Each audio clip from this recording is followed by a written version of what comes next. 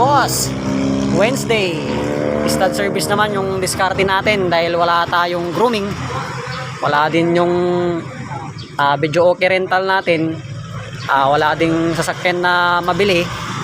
So dito tayo ngayon sa stud service naman, yung panglima nating diskarte mga boss.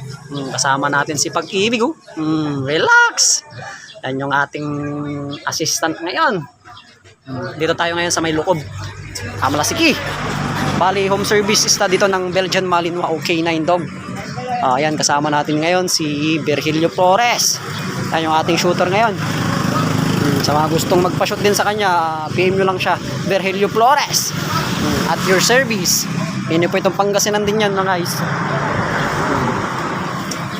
Yan, sa mga gustong magpa-stud dyan ng Belgian Malinois, dalawa yung Belgian natin, pwede nyo akong i-PM.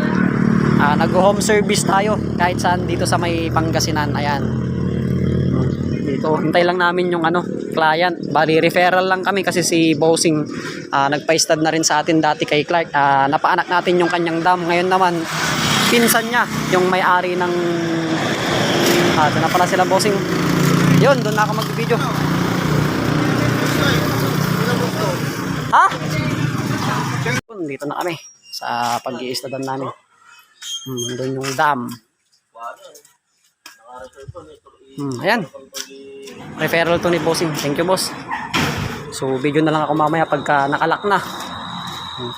Bali Malasiki to, Lokob sa home service. So, itakar ni Mason, nila? Yun.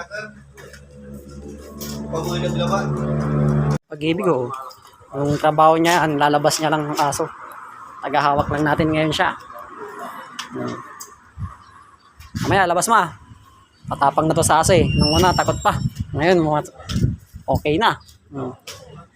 Yun, yung babae, nilalabas na. Dark.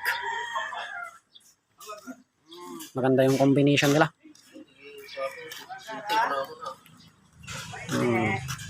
I-prepare lang yung aso para safe tayo guys.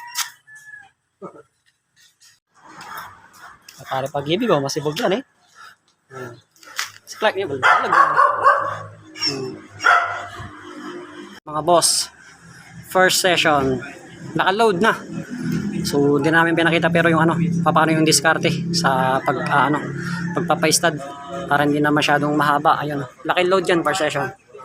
Sila Bossing, may Pag-ibig niya. Yun, okay na. Thank you. Yun mga boss, pauwi na tayo ng Barangay Gasang. Tapos na naman yung first session stud service natin dito sa